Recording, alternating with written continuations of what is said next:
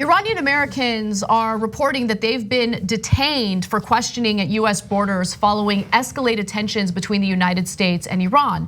Now, of course, this follows the US government's decision to assassinate the top military commander in Iran, Qasem Soleimani. And so the reports are actually from Washington State. The Washington State chapter of the Council on American-Islamic Relations, a prominent Muslim civil liberties group, said on Sunday that more than 60 people of Iranian descent, including American citizens, were held for hours-long periods of time for questioning over the weekend at the Peace Arc checkpoint in Blaine, Washington. So that's along the border with Canada. And the Iranian Americans who were coming back to the United States were apparently at some snazzy concert, an Iranian pop concert in Vancouver over the weekend. So they go to the pop concert, they want to come back. Suspicious.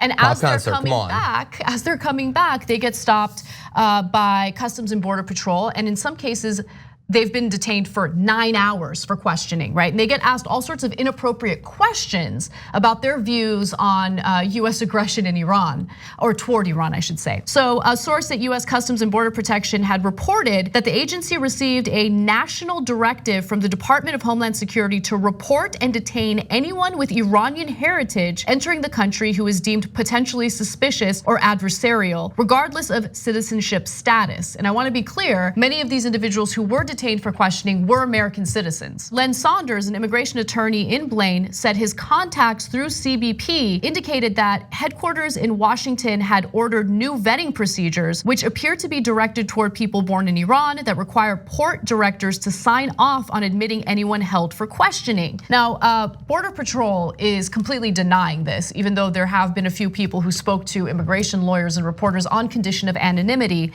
But there were examples of people who were detained for as long as 9 hours. I'll give you those details in a minute. But John, do you want to jump in? Yeah, I guess we have to know more and to know, is this something that's going to continue and everything? I mean, nobody sees this story and is particularly surprised. I mean, look at how the suspicion with which people from that area of the world have been greeted since Donald Trump became president. That was one of his chief priorities, was blocking anyone from that entire stretch of the earth. And so, yeah, I have no doubt that they're gonna treat these people as if they're not American or they're suspect in some fashion, obviously.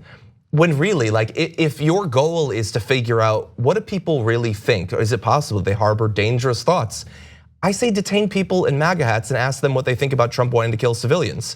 Because if we're gonna be surrounded by people that think it's okay to target civilians in war, I would like to know what those people think. I mean, we've seen Trump supporters target civilians in non-war situations, including at synagogues, mosques, churches, exactly. Walmarts, all sorts of places throughout the country. And as we know, through FBI reporting and data, right-wing extremism in the United States is extreme. It's unmitigated at this point. The Trump administration refuses to call it out for what it is, and people are dying as a result of that. But no, we're talking about US citizens, right?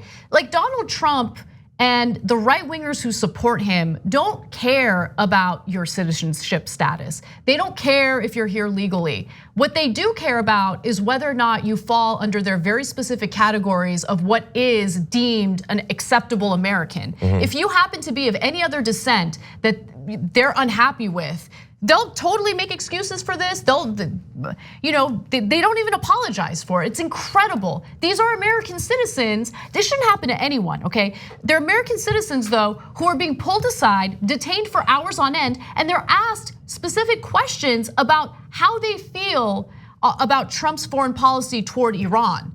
Okay, so let me ask you something. If one of these people who was detained said, I don't agree with Trump's aggression toward Iran, it's further escalating war in the region. Then what? What happens? Because this, in my opinion, I mean, I know I'm not like a constitutional scholar, but this goes against our First Amendment protections. We should be able to have our own views and exercise our own political speech in regard to how our own government is acting, right? And if we just sit by and allow this to happen and think like, oh, I don't know, like maybe it's happening, maybe it's not, maybe we just move on to another story. Like, how much are we gonna allow this stuff to progress? Yeah, well, think about like we're talking about this story right now. Somewhere in the White House, what is Stephen Miller thinking about all this? Like they already set up concentration camps on the border. You think that they would never round up people, American citizens?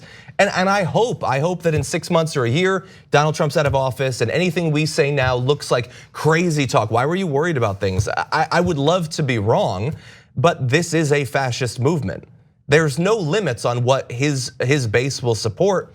I know I say this about a lot of things, but if they said, you know what, things are getting really tense with Iran and we have unspecified intelligence that we're gonna evade any question about, and we think that we need to detain people and just figure it out over the course of a few weeks.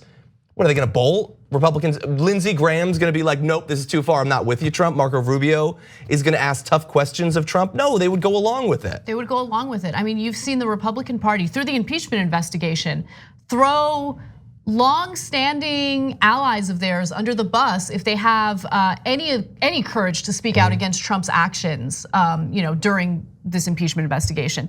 They don't care. They don't care. They care about their own political careers, and they know that speaking out against Donald Trump, just as Justin Amash did, means that you could lose your political career. And to them, that political career is much more important than the Constitution or protecting the rights of their constituents, including the First Amendment right that they cry and moan about every time a comedian is criticized too harshly in the press.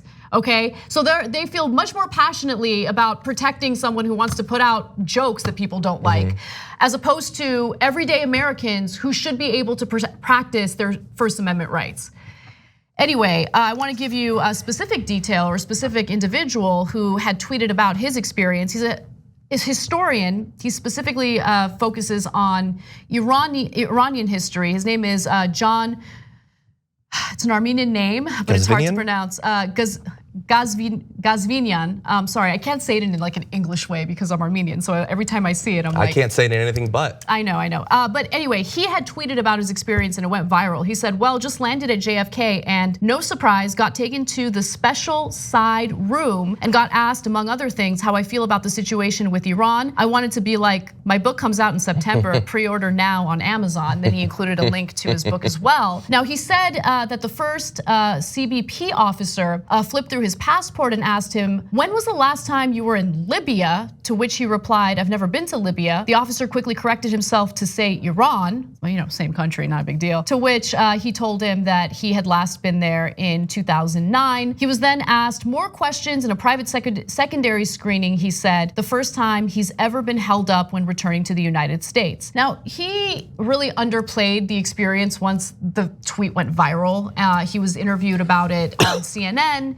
And he didn't want to make a big deal about it, but I can kind of understand why. I mean, when you're dealing with this level of fascist behavior from a government, you have a lot to lose and it's terrifying. Like he didn't expect that to go viral, but it's what he experienced and I don't think he's lying about it. Yeah, no, the Trump administration has bought itself absolutely no goodwill from the American people. This is crazy.